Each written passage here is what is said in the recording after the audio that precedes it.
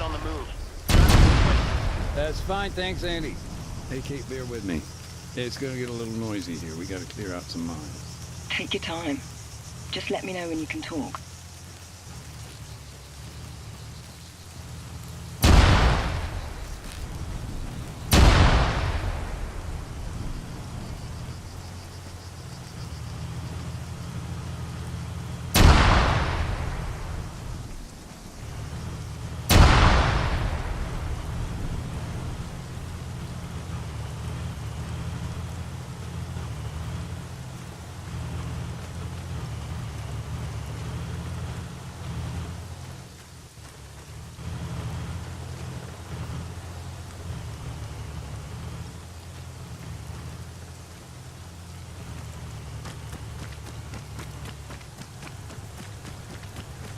Okay, road's safe now. Bring the van on up. Will do. Also, Mac, the NATO guys, they've kicked in all the doors. You're free to search inside the buildings now. Got it. At least I can get out of the fucking rain. I'll come find you in a bit. Have fun reminiscing. Morning. You been in?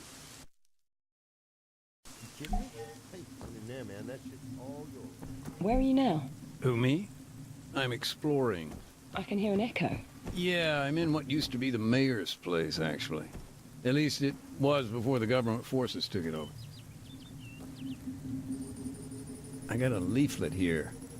The army must have scattered thousands of these. Propaganda. Something like that.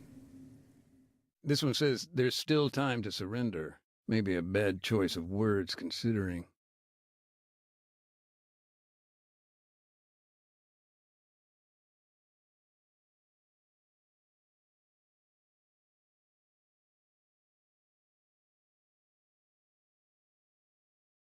Time to surrender. What's the context here? This was last year, September. These leaflets, they were dropped maybe a day before the fighting began. You see, the guerrillas there, they'd found themselves a new leader. Charismatic, ex-military. For him, this was no time to surrender. Far from it. In fact, he used that time to rally his people, encourage them to resist, build defenses. Meanwhile, the army was setting up for a major offensive. The attack on Oreo Castro, it was no secret. Of course, after the leaflet drop, IDAP started to pull out of the town. So the little I do know, well, that brings us back to the brother. The one who disappeared.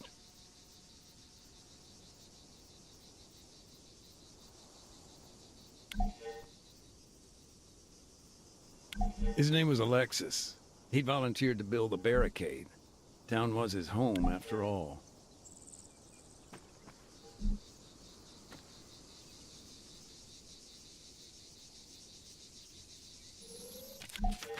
So, these leaflets, they were a warning to the town. Yeah, they confirmed the offensive. The government was concerned about civilian casualties. Don't sound too surprised. So, NATO's message, do you think it was getting through? I mean, according to the laws of armed conflict, that's the principle of precaution, right? Sure, maybe. Or maybe they were just sick of all the extra paperwork.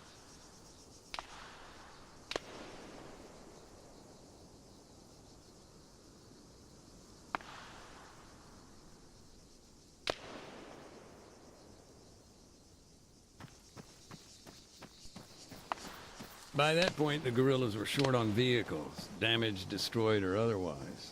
They had to improvise. Alexis lived in a workshop. During the attack, he let his comrades set up a position there. He put his home right in the line of fire. Quite a sacrifice.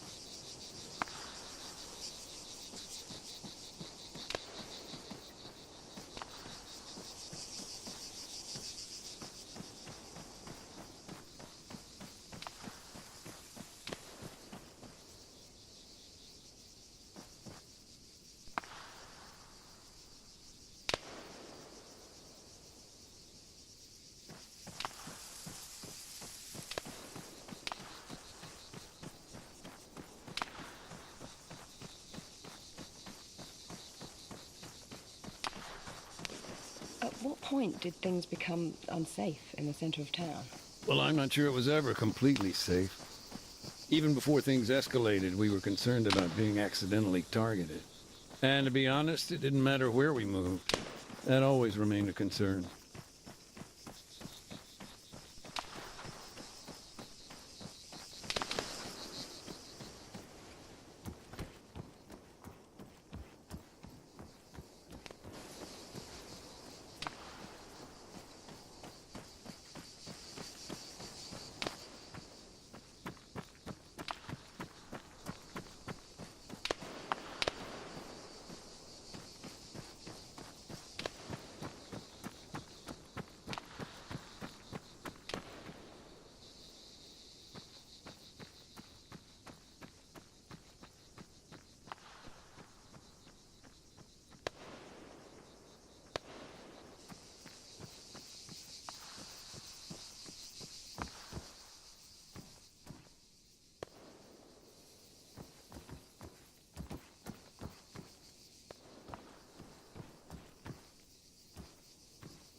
By all accounts, they were getting pretty desperate.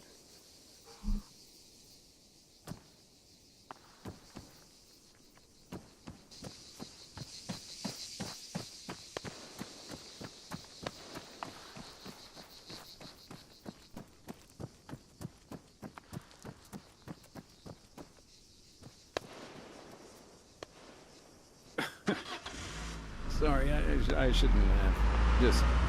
I was thinking, he even took a local priest's call. I remember I was talking to Father Georgiopoulos, and he was actually very good about the whole thing. How so? Something about rich men and camels. Help me out with some context here. This barricade. I mean, it was crude, right? A gap between two outcrops of rock, natural bottleneck. The guerrillas hoped to block the road by jamming it with vehicles. As for the vehicles in the barricade, the commission actually linked the plates to a number of locals. Of course, several were still missing after the incident, so the investigation made some assumptions.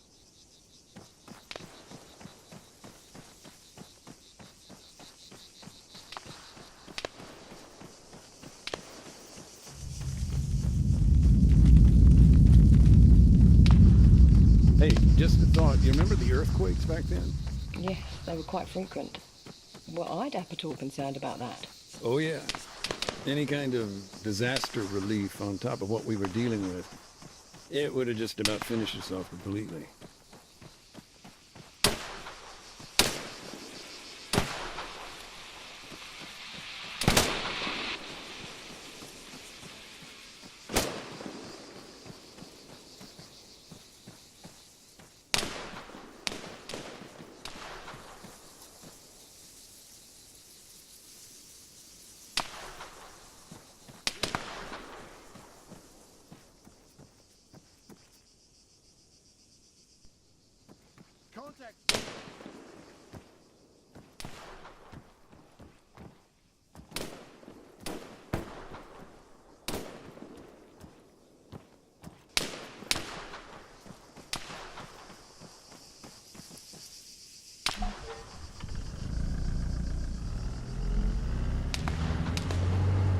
These vehicles, I suppose all of them were taken without consent.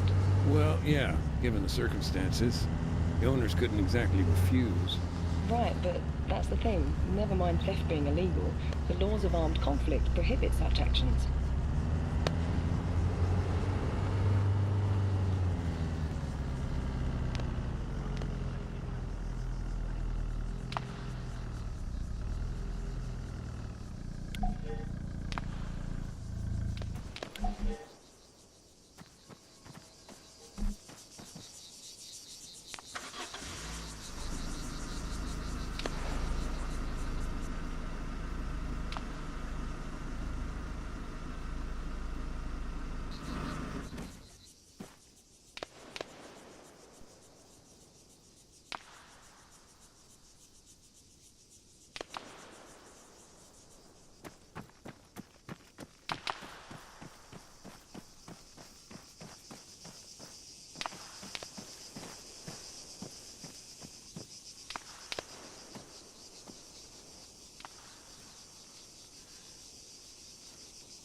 If I understand it, you know about what happened through the brother. Alexis, was it? Did you meet him? Not directly, but, you know, it's a small town, right? People knew Alexis. After what happened here, I talked to the locals. Found out what I could. The rest of what I know is pieced together from the commission report itself. Actually, that incident report, the evidence you submitted, that's partly why I asked for the interview. I want to gain a human perspective. Well, that's understandable. I mean, for a humanitarian commission, those reports tend to be, A little detached, yes.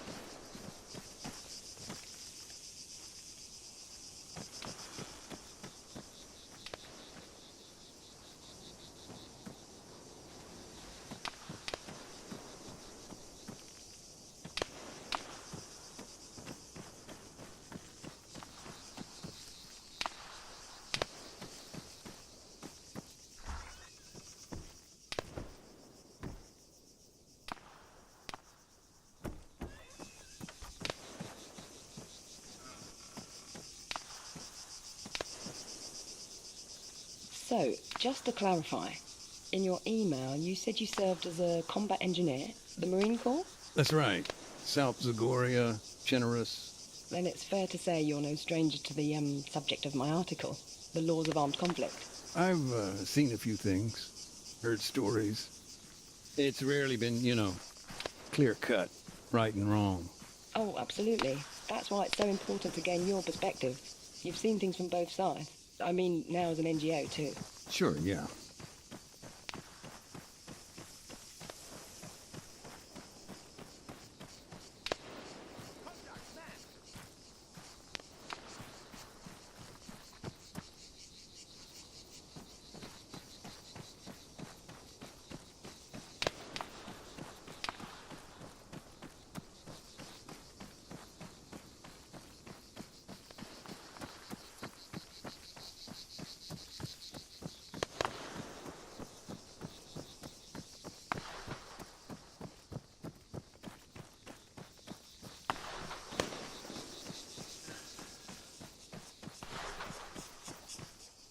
Do you think Alexis, I don't know, thought twice about taking these vehicles?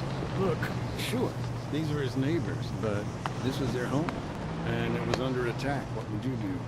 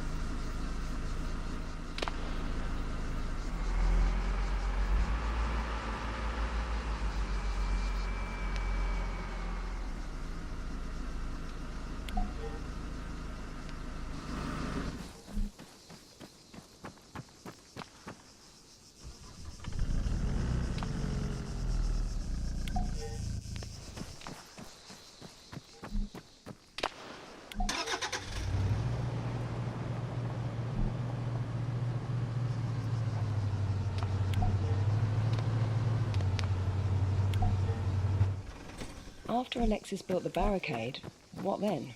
Did he stay inside the town? No, that's where the story gets more complicated. The barricade itself was later chained up and set on fire by someone else. I don't know quite who. Alexis, he headed west to lay mines.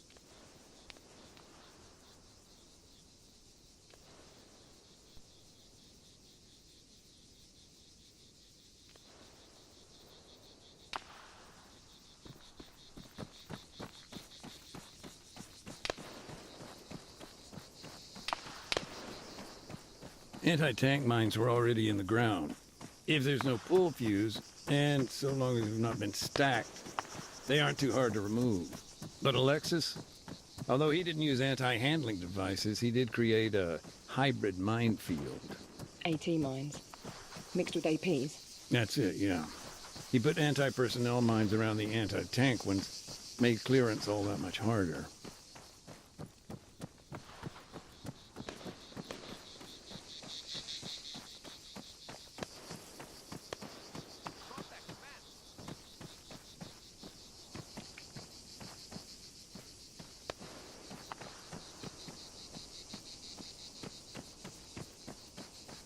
These mines, how did they get hold of them?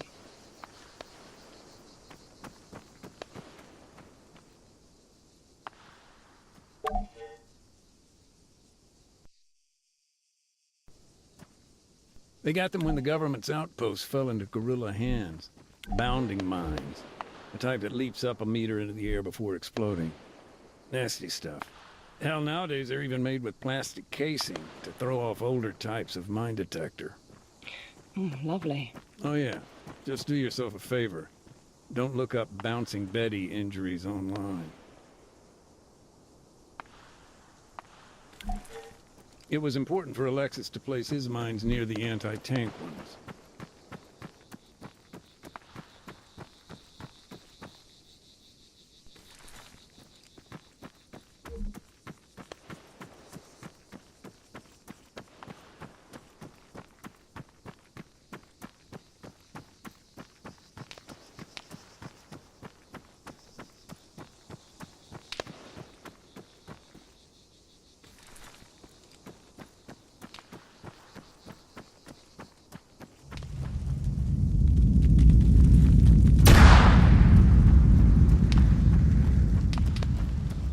You know, thinking about it, even if we had a record of where Alexis's mines were, it may not do much good.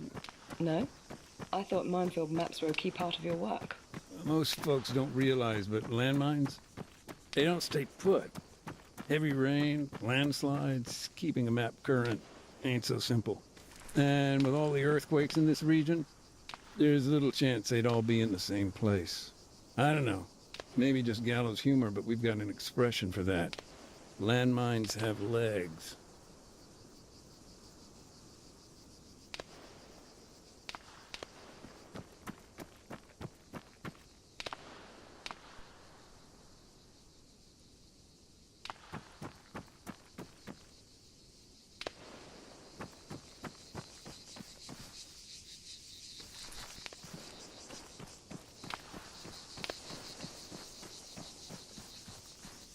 Stop me if this is a delicate topic, but I'd like to press you for more information on the execution. And did he? Place them correctly, I mean. No, not really. I mean, Alexis had basic training, but I'm more impressed he didn't blow himself up, really. So, moving on, where did Alexis go next? He took a quad bike up to the castle behind the town.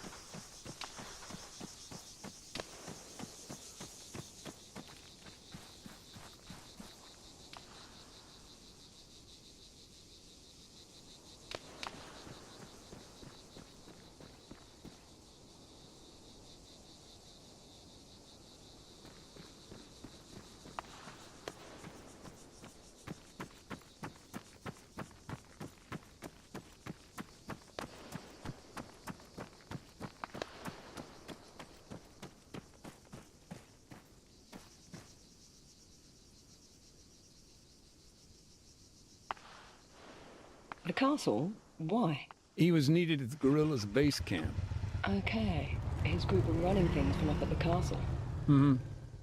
And I see what you're getting at. Yeah, Geneva Convention's cultural objects, I think.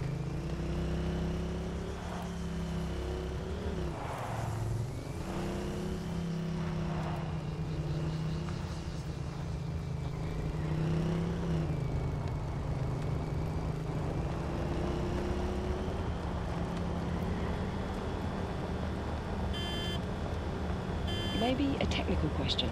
Go ahead. In these situations, do those involved commonly record the locations of minefields? That's a tough one. Take this situation, for example. I'm convinced Alexis would have made a record. It's his home, after all. But do we have access to that information? No. And that's the problem. Things, information, people, landmines, they get lost in the fog of war. But that's the thing about landmines. Lost or not, they stick around. They wait to be found.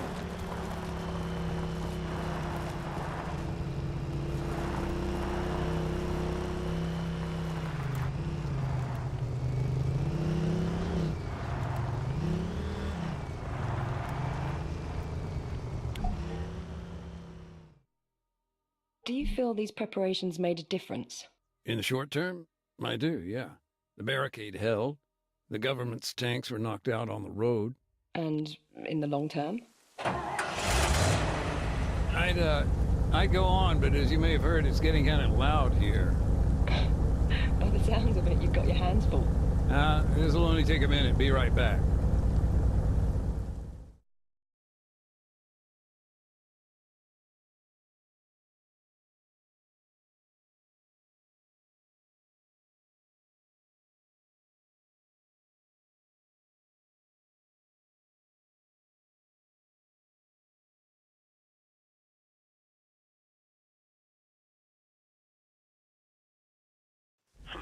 Bet you wish we had one of those in Pakistan, huh? I gotta admit, that's 60 tons of getting shit done.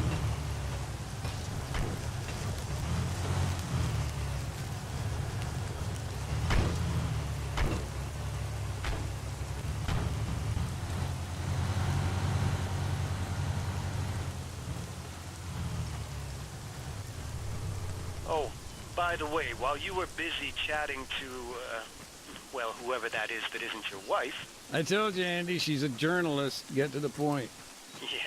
Yeah. Well, anyway, I assembled the demining drones. Both of them? Well, yeah. They're by the van.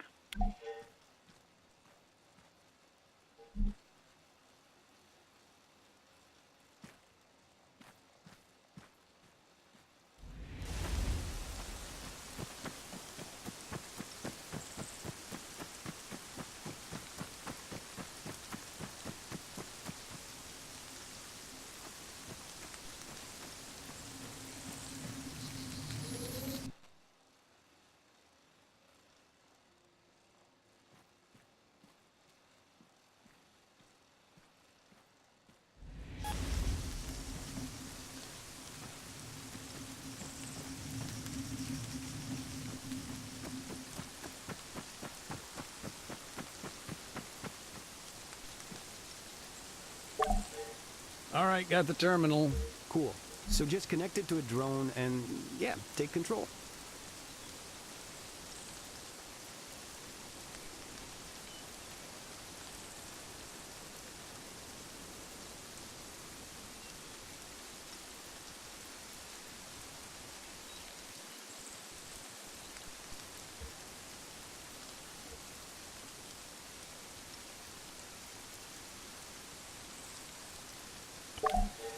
You got it? Looking good. So, you're gonna want to use the auto hover mode. Switch it on whenever you need to stay in one place. Auto hover, right. I'll arm the explosives once you've reached the minefield.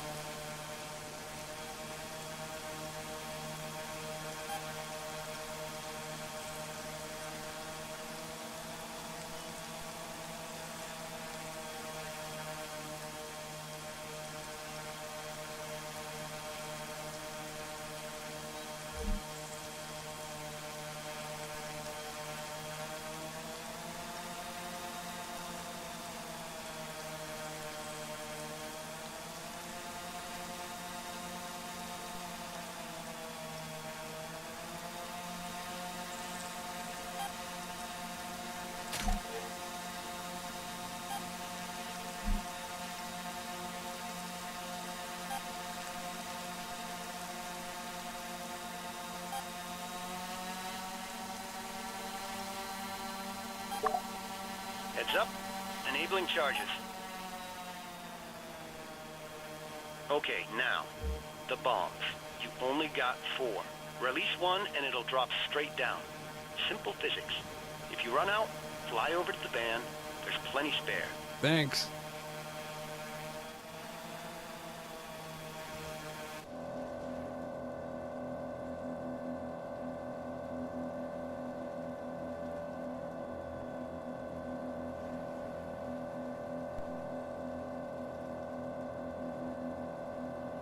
Having fun there? Making things go boom, you know it.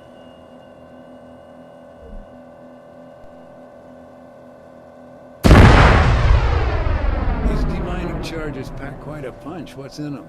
500 grams of Crovex water gel, baby.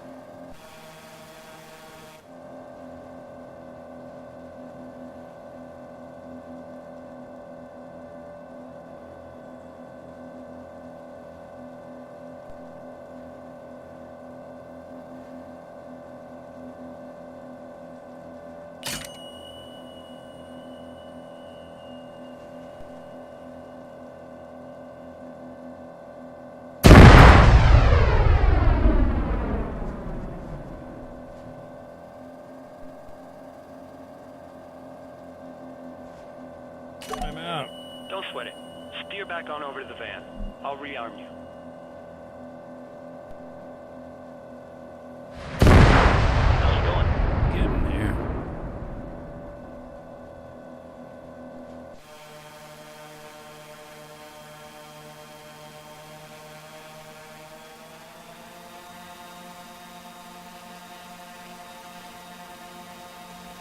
Safety's on. Understood.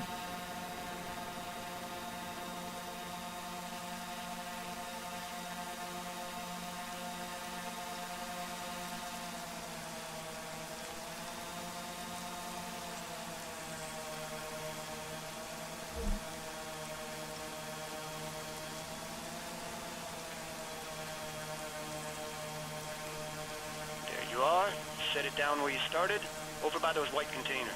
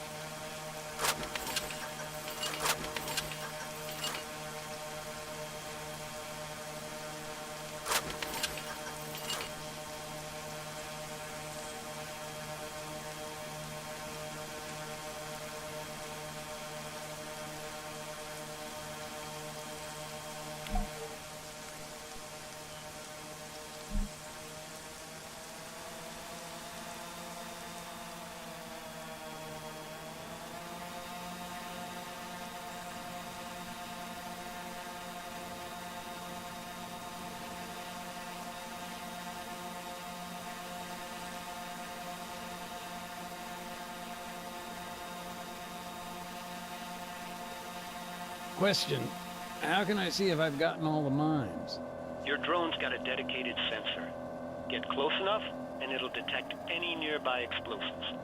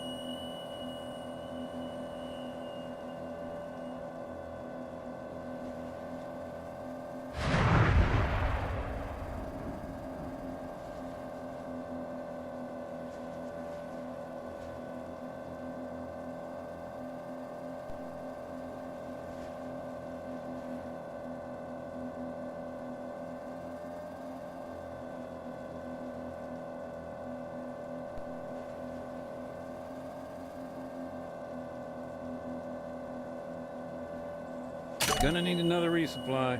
No problem, Mac. Same deal.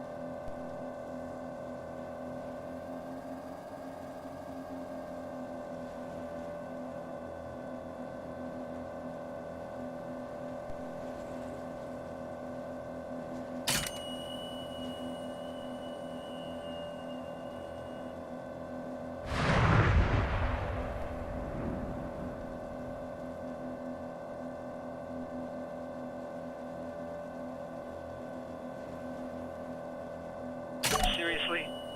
Nathaniel Francis McDade, how big is this minefield? Only my mom calls me Francis. Yeah, sure thing, Franny Mac. Anyway, you know the drill. Send it back for resupply.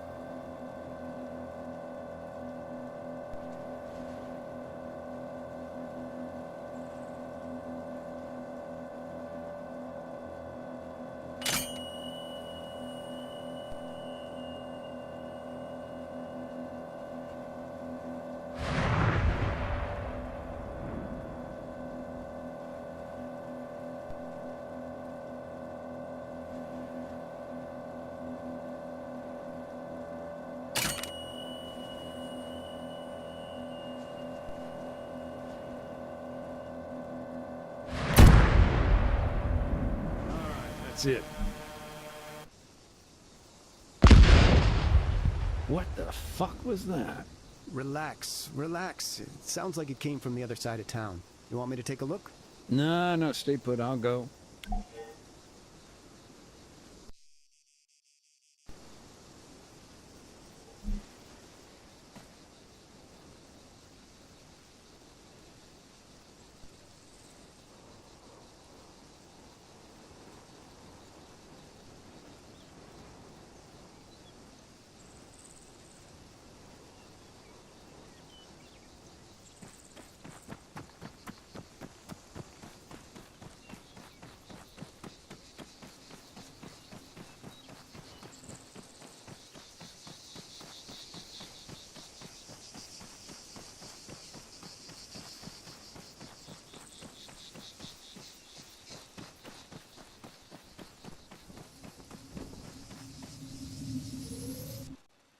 By the way, Kate, I guess everyone there is pretty busy, covering the peace talks? At AAN? Yeah. It's quite hectic, yes. We're flying out a team, actually. Should be on the ground in the next few days. Any insider info? Well, it seems likely Nikos Panagopoulos will be the new president. Really? That ex-guerrilla? Hell, Colonel Acantero's days must really be numbered.